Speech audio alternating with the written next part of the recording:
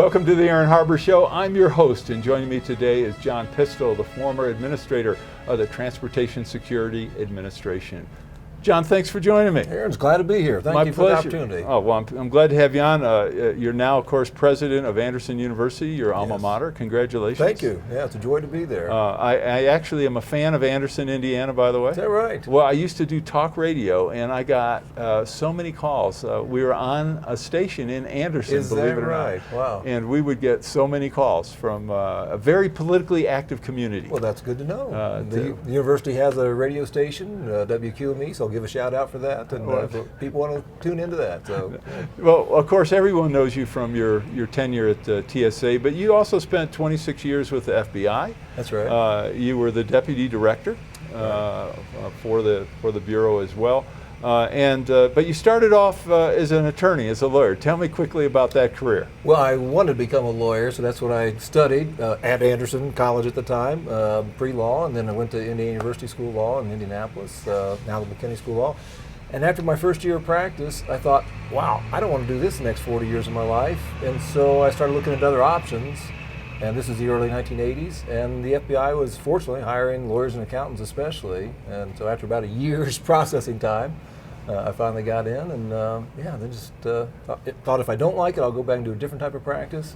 And yeah, almost 27 years later, I went on to TSA then. And of course, being you were deputy director for about, what, 4 years or so? 4.5? Yeah, 5.5, almost 6. Oh, really? The longest serving deputy director in the modern era. That means post-Hoover era, so yeah. They don't last very long. Well, it's a challenging job, and there's many good job opportunities post-FBI if you're in that position. So yeah, it's something that... And they're all tough bosses. Well, there can be. Little known fact about the deputy director position in the FBI is that the character Deep Throat from the Watergate era, that was actually the deputy director of the FBI who was providing the information to Woodward and Bernstein. So yeah, I occupied that same space, but did not provide information to the Washington Post or others. So now, when you were at the FBI, one of the things you became well known for was one of the memos that you co-authored about coercive interrogations. Tell me a little bit about that part of history. Well, the issue was particularly in Iraq, but some other places that there may be detainees that the U.S. government had rounded up, let's say. And the question became, should the FBI be embedded in some of those sites and interrogation, interview opportunities to gather not only intelligence, but perhaps evidence if there was ever going to be a criminal prosecution anticipated. And so one of the early questions became, should the FBI participate in what later became known as enhanced interrogation techniques, or if not part of that, then after the fact, benefit from what may be gleaned from those interview techniques, interrogation techniques. So in conjunction, obviously, with Director Mueller and then our General Counsel, Valerie Caproni, we looked at all the different implications of doing that, and Valerie Caproni, General Counsel, and I issued a memorandum, which has become public, where we insisted that FBI agents not participate in any interrogations or interviews where enhanced interrogation techniques had been used, or to benefit from those after the fact, the old fruit of the poisonous tree doctrine and legal theory, that we shouldn't benefit from that. And so that became standard. And one of the reasons was, just because you're an FBI agent embedded in Iraq or some other sensitive site, you're going to be coming back to the U.S. sometime, and you will likely have the opportunity to testify in court about whether it's that or something else. And if a defense attorney asks, have you ever been involved in an interview that went outside the norms of FBI policy and procedures, could that be used to undermine that case, perhaps taint that evidence in a way, at least in the minds of the jurors?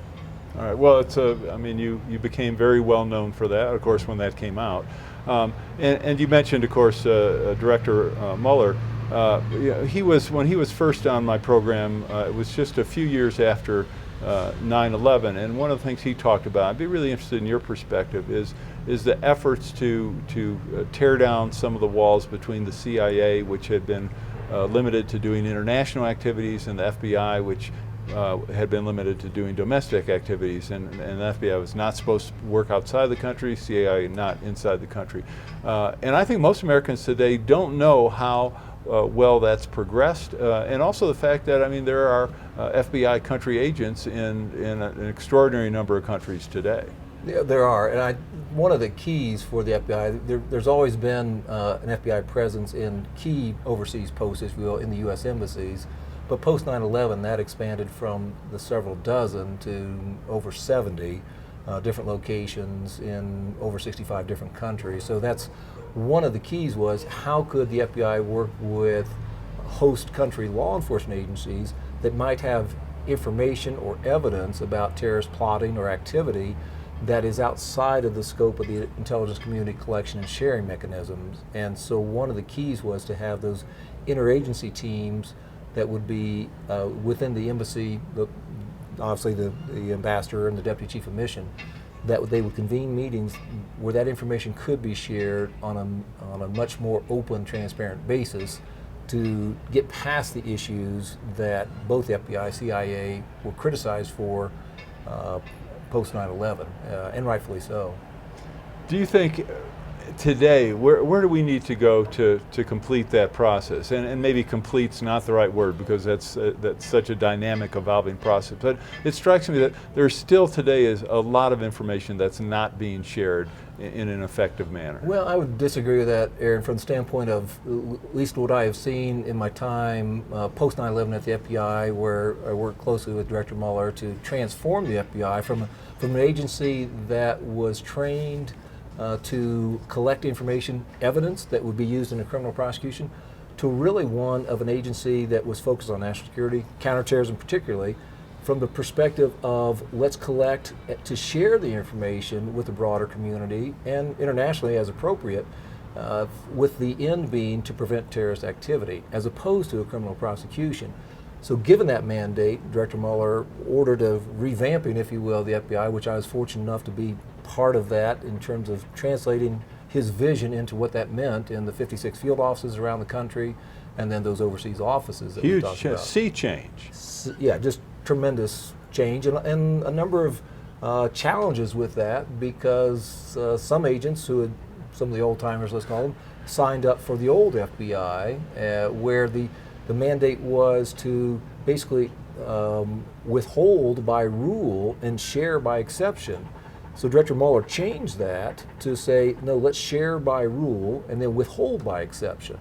And one of the key investigations where that really became apparent, I can't go into the specific details, but it involved an individual who was suspected of terrorist activity overseas, was in the U.S., and working closely with the Department of Justice, obviously, U.S. Attorney's Office in this particular area, but also keeping the CIA informed of what we were doing. It wasn't a U.S. citizen. We were actually able to use criminal investigative tools, traditional investigative techniques, coupled with Foreign Intelligence Surveillance Act techniques to gain that, what the Brits call the rich picture of who this person was, what his intent might be in the U.S., and how we could disrupt that using both tools. All right, we're going to take a break. We'll be back with John Pistole talking about his most popular position as head of the Transportation Security Administration. So since TSA was stood up, there's been over 7.5 billion people in the U.S. that have gone through TSA security, and not one terrorist has blown up a plane.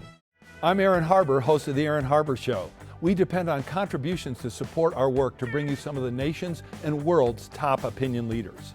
Individuals, businesses, foundations, and other nonprofits make tax-deductible contributions to the Democracy and Media Education Foundation to allow us to work for you. To find out more or to make a donation, please go to dmefd.org. Thanks for watching the show and for your support. I'm Aaron Harber, host of The Aaron Harber Show. You can follow the show on Twitter and find us on Facebook to get all the latest updates, see behind-the-scene photos, and make comments and ask me questions. You can see episodes before their TV broadcast, so like the show today.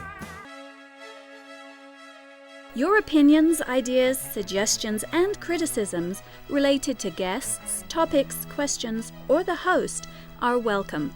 Please send an email to producer@harbortv.com. Welcome back to the show. I'm with John Pistole, the former administrator of the Transportation Security Administration, among other things, along with a more than quarter of a century career at the FBI. All right, so you were Mr. Popular as head of the TSA. I can imagine the emails and letters and things that you got. Tell me a little bit about that first, and then we'll talk about the TSA. Well, when I became the administrator of TSA, July of 2010, it was consistently ranked as one of the least popular places to work in the federal government, 234 different agencies, let's say, and departments. But there was strong input from the traveling public who were really fed up with what I assessed as being a one-size-fits-all approach. And then I had 535 members of Congress who were all subject matter experts, of course, because they all traveled frequently. And so I had lots of input from a lot of subject matter experts as to how we could do a better job. So given that context and giving my FBI background of using a risk-based approach that we can't do all things. We can't prevent every bad thing from ever happening. How can we apply risk-based principles using enterprise risk management and some different things, but using intelligence and technology in a more precise way to use what we call risk-based security and get away from one-size-fits-all. All right, well, I want to talk about what you did, and I'd like you to talk more about some of the specific initiatives that you created and undertook. But first of all, I mean, what's fascinating to me about the TSA, and not that I'm a big fan at certain airports, is that the TSA is kind of like a referee in a game, in that if a referee is doing a good job, you don't notice the referee.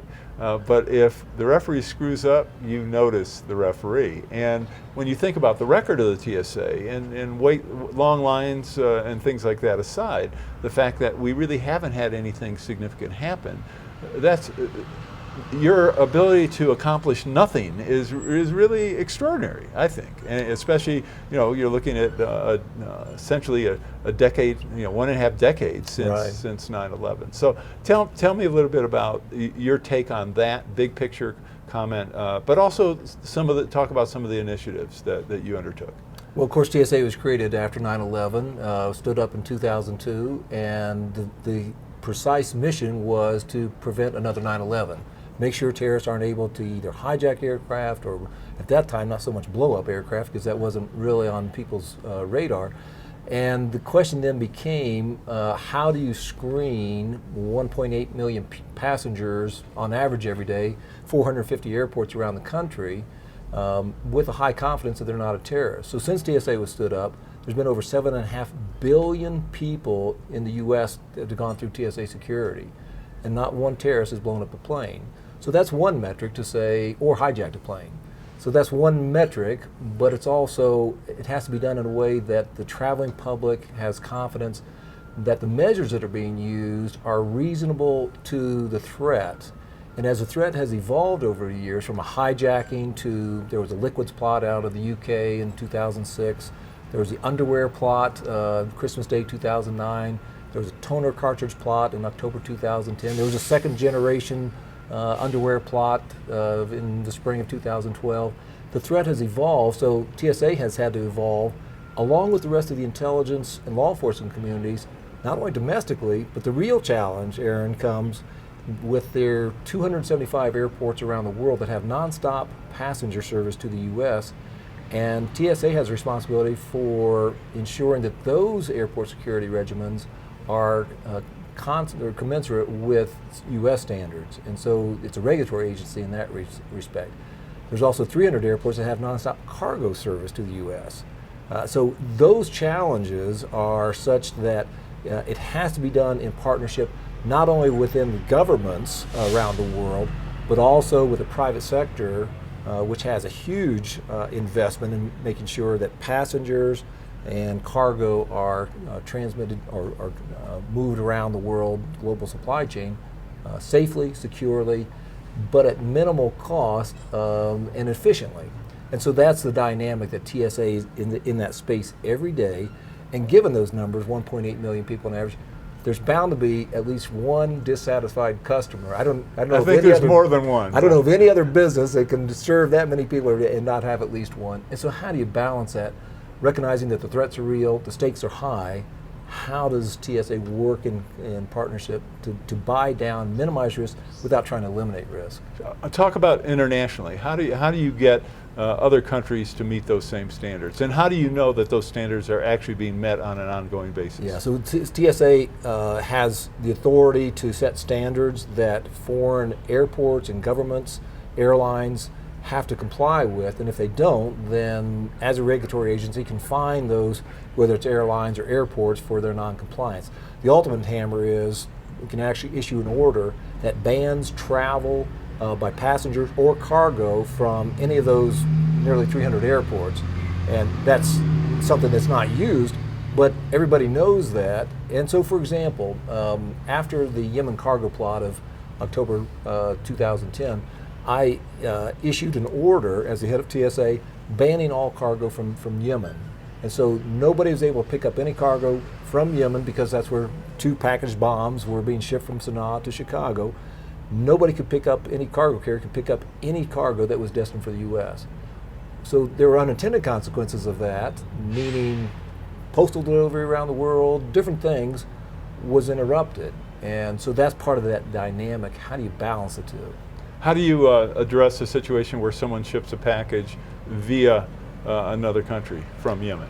Yeah, so you look at what we call the last points of departure, those airports that have that last nonstop service to the U.S., and because Yemen doesn't have any nonstop service to the U.S., either cargo or passenger, then we look at the transit points and make sure that they are in compliance. But obviously, we want to make sure that there is no explosive, either person-borne or package-borne, getting on any aircraft in the world. And so we work closely with those host governments and agencies, some much more effectively than others.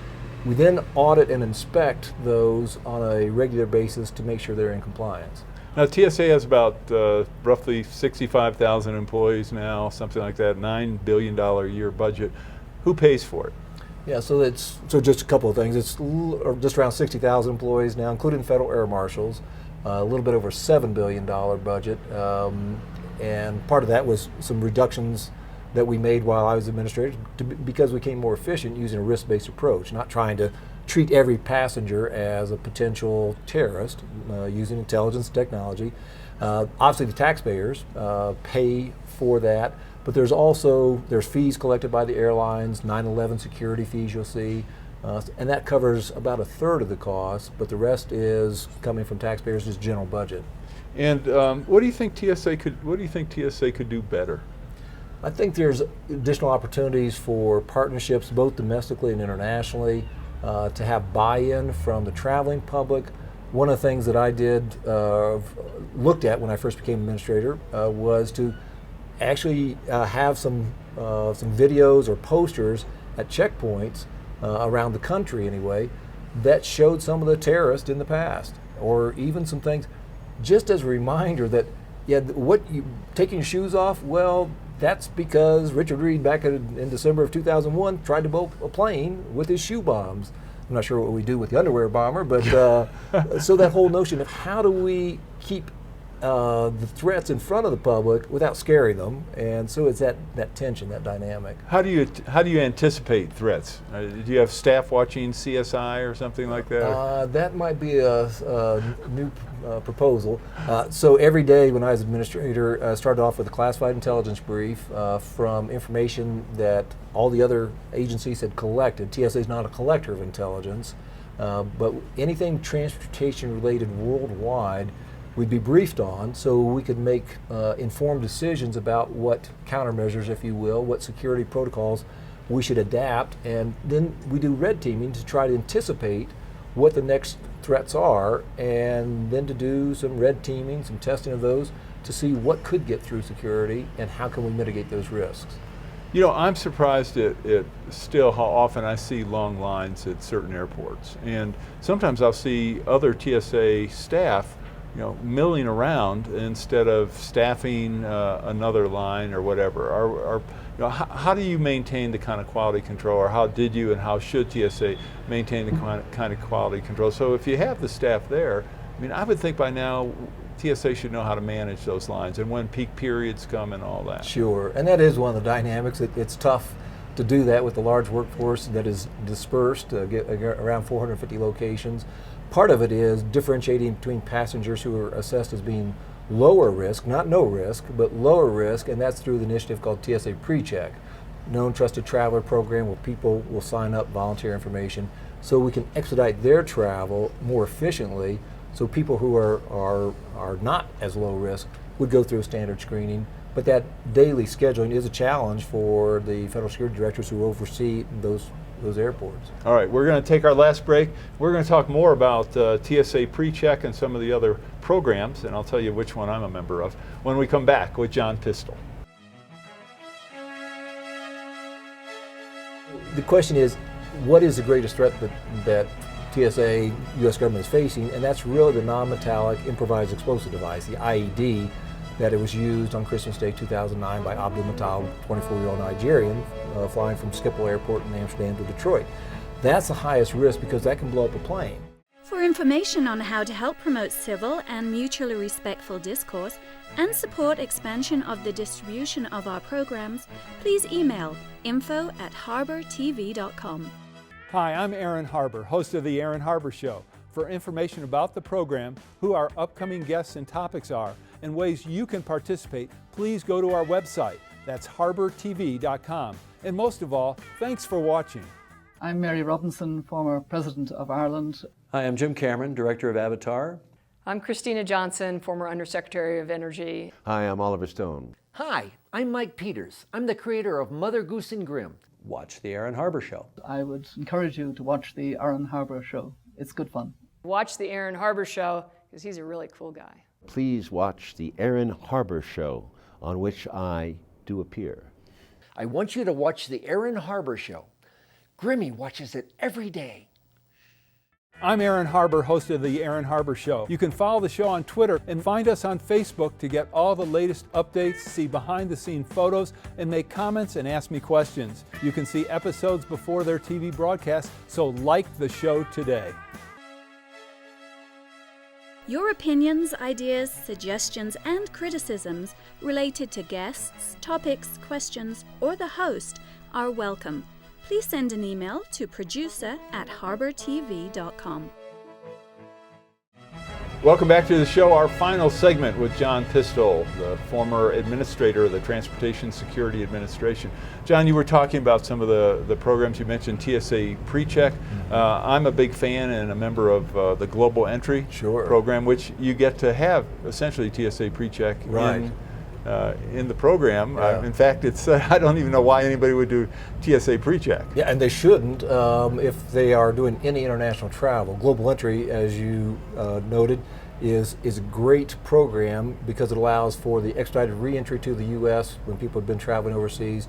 And you also get TSA PreCheck as an added bonus. And at $100 for 5 years, it's one of the last great bargains that the U.S. government is offering taxpayers. I'm sure that'll change. Well, we'll see. So TSA PreCheck is really designed for those Just who traveling travel domestically, and there's over 200 million Americans who don't have a passport, and so who just can travel domestically. So that was the market that we in TSA were trying to address, those local domestic travelers. All right, so with these programs, I mean, I think they're great because they help everybody, including the people not in them, Right. because you get to go through an expedited screening process. It's certainly my experience, not 100% of the time, but my experience is generally it's significantly quicker. When you assess that, when you look at that, what are the risks of a PreCheck or global entry type of program, first of all? Yeah, so because TSA is expediting that screening, people are still going through physical screening, but it's not designed to identify a high-risk passenger.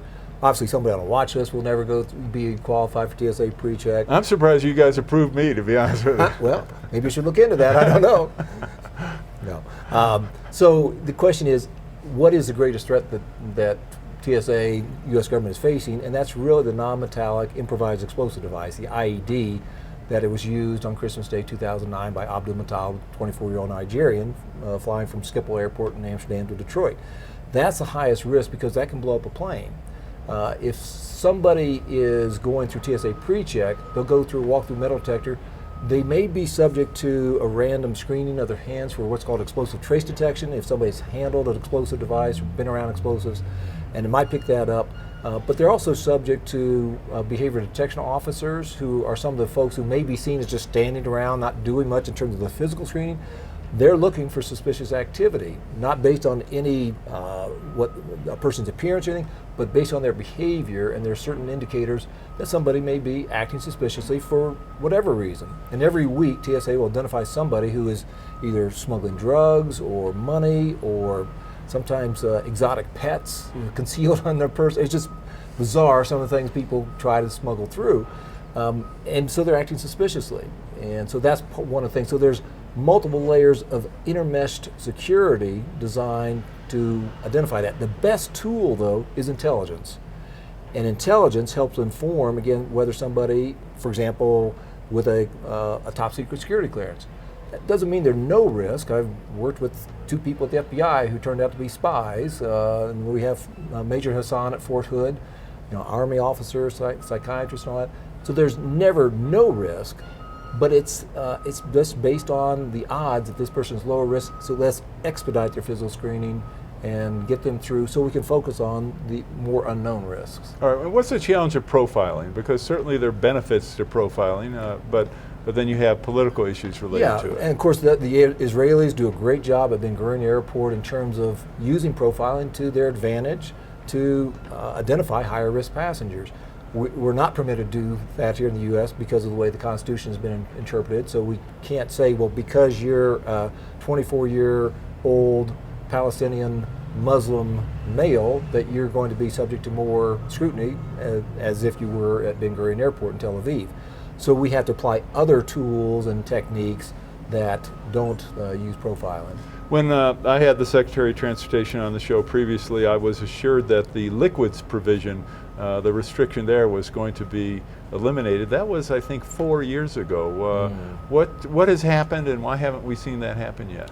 There's a number of challenges of screening liquids. For example, we know that liquids can be used as explosives if they're using the right combination. So it really goes back to the summer of '06 when the ban went in place because of terrorists out of the UK wanting to and planning to conceal explosives in the liquids, combine them. The whole notion was that it would be a temporary fix. The technology and the procedures for screening liquids for explosives, even though it's there, it's a time-consuming process, and so it's not an efficient way of doing it. There, TSA, Department of Homeland Security, others are working on ways to expedite that process. So, for example, if you have this has water in it, if you have a bottle of water, it's easy to detect that that's not explosive. So TSA is looking at perhaps allowing 1 bottle of water sealed going through if you're a known trusted traveler. All right. Well, that's. I'm glad to hear that. Do what you can to move that along, if you would. What about belts? Removing belts seems a little.